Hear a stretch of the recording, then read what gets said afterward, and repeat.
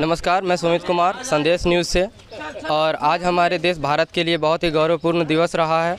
आज 78वां स्वतंत्रता दिवस हम मना रहे हैं। उसी बीच हम लोग आज उन लोगों से मिलना चाहते हैं और उनके बारे में भी उनसे कुछ राय लेना चाहते हैं जिन्होंने इस देश को उस स्थिति में देखा जब ये देश बहुत ही पिछड़ा था, लोग बहुत ही नीचे स्तर में जी रहे थे।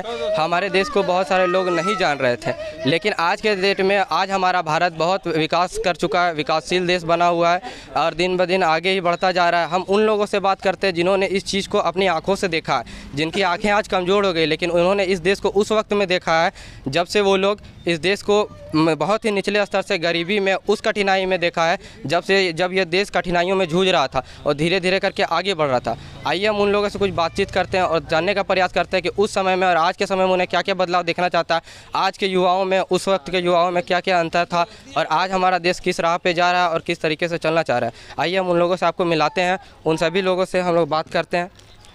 आज हमारा देश 78वां स्वतंत्रता दिवस मना रहा है। आप लोगों ने इस देश को उस वक्त में देखा है जब ये देश बहुत ही कठिनाइयों से जूझ रहा था।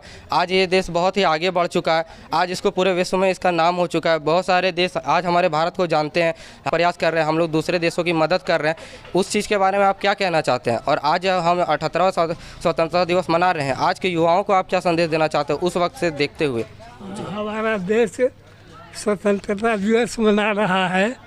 इसमें सरकार नरेंद्र मोदी प्रधानमंत्री विकास और समर्थता की, नौजवानों की, शहीदों की, उसके बाद में देश जो विकास के पथ पर बढ़ रहा है वह सराहनीय है और आगे भी बढ़ाने का वह प्रयास करेंगे।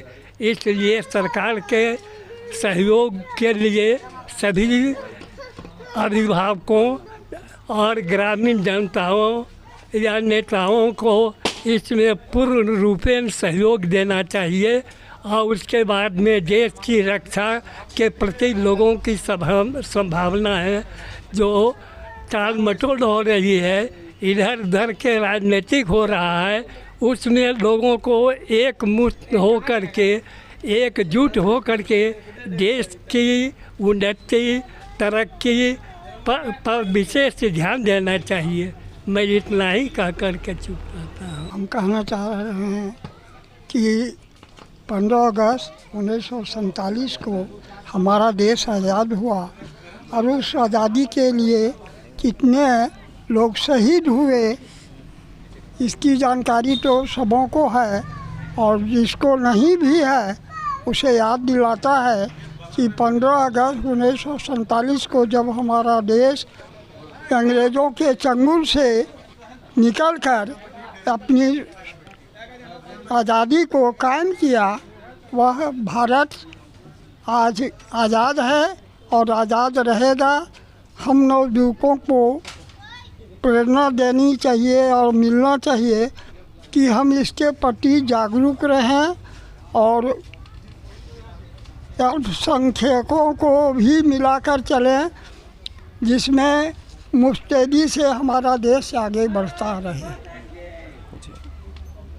जी, और उस वक्त जैसे कि जो मतलब क्रांतिकारी थे जिन्होंने अपना पूरा जीवन इस पर निछावर किया, अपना बलिदान दिया, घर बार सारे छोड़ के रखे थे, आज का युवा उन सब चीज़ों को आपको लगता है कि समझ पा रहे हैं और वो इस देश को उसी राह पर लेके जा रहे हैं? लेके नहीं जा रहे हैं, यही तो कमज़ोरी है, यही तो कमज़ोरी है। जयप्रकाश बाबू, राजेंद्र बाबू, जवाहरलाल, इतने बड़े जो नेता थे, उन्होंने क्या देश के लिए नहीं किया। तब उसके पगडंडी पर हम लोगों को चलना चाहिए कि नहीं? जी हाँ, इसके लिए हम लोग एकजुट हो करके, एकता बना करके और दूसरे देश वालों को मुंहतोड़ जवाब देना है।